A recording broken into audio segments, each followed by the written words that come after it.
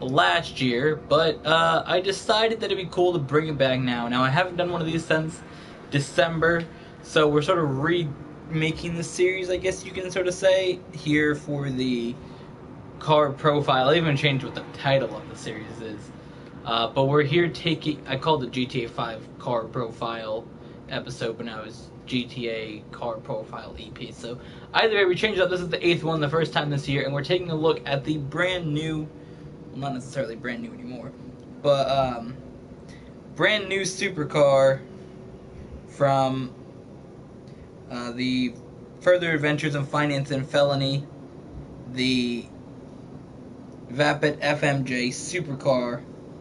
And the way this series is going to work now, because it is new series, I want to just have it be where I do a couple different things with the cars and also tell what I like about it. Because on these ones here, I specifically to take a car that I like and talk about it. So that's what's cool about it. So y'all get to see what I like about almost each different car. Okay, so here we are at the airport with the Vapid FMJ. Now, before we get into it, I do want to open up the doors and just take a look at it now. I think I'm going to do this for the series for the different cars, like one from each DLC that I like. So we're going to start this as sort of a thing about a week after the DLC. So here it is, with the doors open. It looks a really nice car. This here is based off of the Ford GT 2017 edition. And yeah, let's just take a look at it.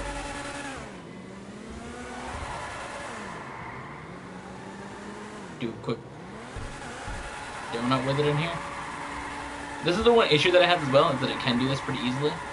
Compared to some of the other supercars, or the other cars in the super class. This one here does not have the best traction originally because it is only a rear-wheel drive car compared to some of the other four-wheel drive cars like the T20 and the Zentorno.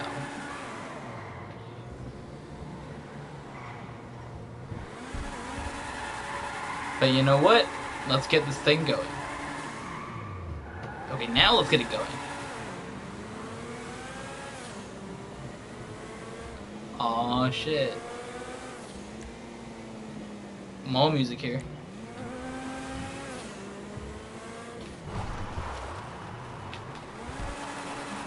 So let's just get a speed with it. Now, I think this car looks really nice. I think the Ford GT looks nice, so this car is really cool as well. As you guys see with the T20, how I like that car. I think this here's like probably my second favorite supercar in the game. So let's actually do a lap around here. So, overall, it's a really cool car. The design of it's really nice as well. Now, it is not as fast as the T20, but it can keep up. It's like right there. If you guys see me use it in a race a couple days ago on my race playlist with Casey, it did not perform that well on the wall rides. But if you want a good car, it's not $2.2 million, only 1.7. Here's a good car for you guys. I've had fun overall driving this around for almost a week now. We're gonna actually get out of the airport. Yeah, but I've had fun driving it around for 2 weeks. Not 2 weeks, almost a week. God damn, that'll be a while.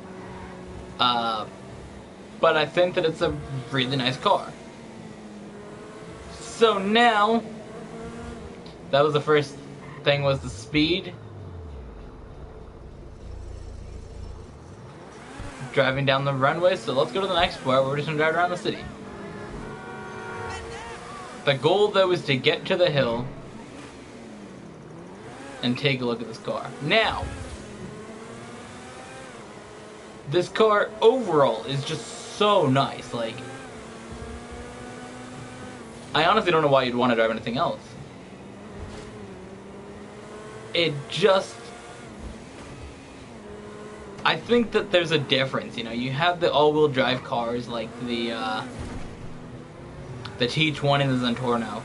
Now, for me, if the T20 was not based off the McLaren P1, this year I have to say it would probably be my favorite car. Like, people may be hating on it because it's not the fastest car in the game. And I said that it's not the best at wall rides, but why would you want anything else? Like, just look at this car. Look how nice it looks. Oh shit, it just crashed. But how nice does this car look? Like, honestly, you look at this car. Even look at the interior. It doesn't look the coolest, but what else do you need? Honestly, this here is one of the best cars, I think, in the game. Like, this car is just so fun. You can have the four-wheel drive cars that can do maybe better overall at racing and all that stuff. Maybe get off the line faster.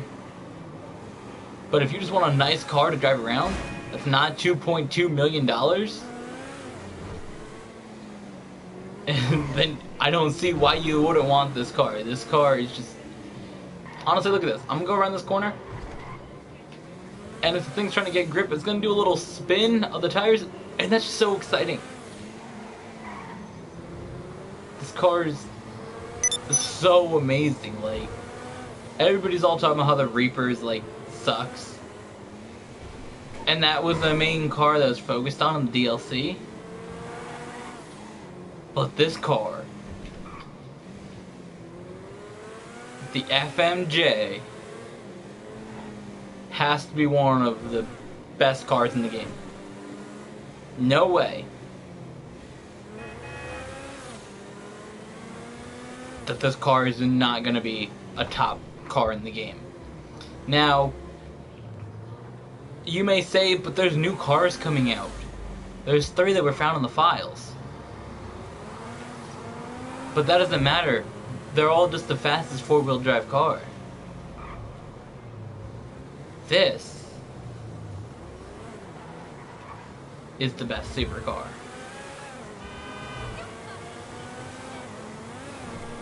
I like the T20 because it's based off of a McLaren P1. That's my reason for that. There's no reason, I don't think, that besides that I would choose that car over this car. Again, like I said, this thing may not be the best of the wall rides, but how often do you honestly just do wall rides? This car is just such an amazing car. And for the last week since I've been playing GTA, all I've done is get into the game and just drive this. I have 4 total supercars: FMJ, the Reaper, the T20, and the Zentorno. But nothing, I think, I'd rather drive right now than this car. The Reaper I don't even like that much. I'll probably sell that. The other 2 I'll keep for racing. But all the times I'm going to drive this car. And I think that is just such a nice car. Like, I know that's pretty much what I've been saying for the past, like, I don't even know how long it's been going for, but it just puts a smile on your face. You just drive this, you're like, wow, this is fun. Compared to some of the other cars where they're like, oh, this thing has maximum grip. It's fun to have a car that slides a bit. Like, look at that. If you can get the back of the car out and do a drift in a supercar, that's just the next level. Yeah, there's the muscle cars, and they're totally shit to drive. They look great, but you drive them in 2 seconds, you're going to be like crashing into a fence. So this brings the speed of a supercar, the grip of a bit more of a supercar, yet that excitement of a muscle car where your car may be sliding a little bit. And that's what I like about it. You see me go down the hill, that was so much fun right then, just drifting this car around. And honestly, why would you not spend 1.7 million on this car if you don't have 1.7 million in the game? Then that makes sense. But if you have 1.7 million dollars in the game to throw at a car, this is what you get. Okay, maybe the front of it, the headlights are a bit weird being that far down, but who cares where the headlights are? You're always seeing the back of this car anyways. You're never looking at the front of it unless you're like throwing something backwards at somebody in a race or in a session. But you're never looking back for more than probably 10 seconds anyways. Who cares what the front of your car looks like? So what the back of the car looks like. Oh, what that ass. Okay, that got awkward. No, but like legit. You're looking at the back of the car, that's what matters. You see how nice that car looks. You can just buy this car and just have a lot of fun with it. And you're probably more likely to see the Reaper in GTA than you are to see this car, so you can have more of the rare car. Because people are obsessed with the Reaper. The Reaper's so great, guys. Because everybody thought the Reaper was going to be cool. People thought it was going to be really expensive, too. It turned out to be neither one. It wasn't that expensive, and it wasn't that cool.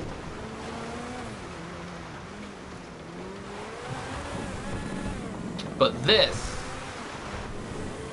I think, honestly, as I've been saying the whole time, one of the best cars in the game. Honestly. Now, maybe it's not the best for going off-roading in a supercar. Some of the supercars are pretty good at off-roading. As I've said many times to you, Casey, back when we were playing on Xbox, before I had a T20, the Zentorno was my best off-road vehicle. And now that and since last summer, having the T20, I've been saying the T20 is my best off-road vehicle. Is the FMJ my best off-road vehicle? Of course not, because this thing slides like a bitch up the hill. It slides like a bitch. Okay. No, but it slides a lot on the hill, okay? It's not the best car to go up Mount Chiliad with, compared to the T20 on Mount Chiliad. It's fucking savage. Actually, it wouldn't be a savage, because a savage is a helicopter. No, but honestly, that car is great up the mountain. This car, it'll get you there. You might have to really be a good driver to get it up the mountain, necessarily.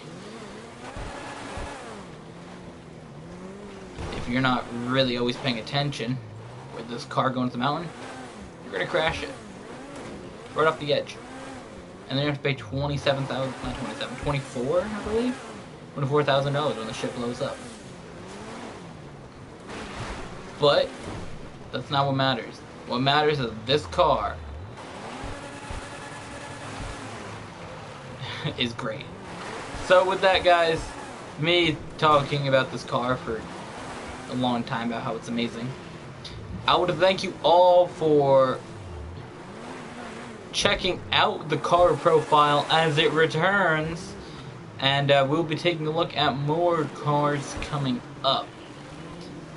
So if there's a car that you guys want me to review that you think, hey, do you like this car, Curtis? You should review it. If you do, then post it down in the comments or send me a tweet with my Twitter, which is down below. Also, make sure you, like I said, like the video, subscribe, and also make sure you go check out Casey's channel, which is also in the description down below. He's doing a lot of cool things there as well. So with that, thank you all for watching, and we'll see you guys in the next video.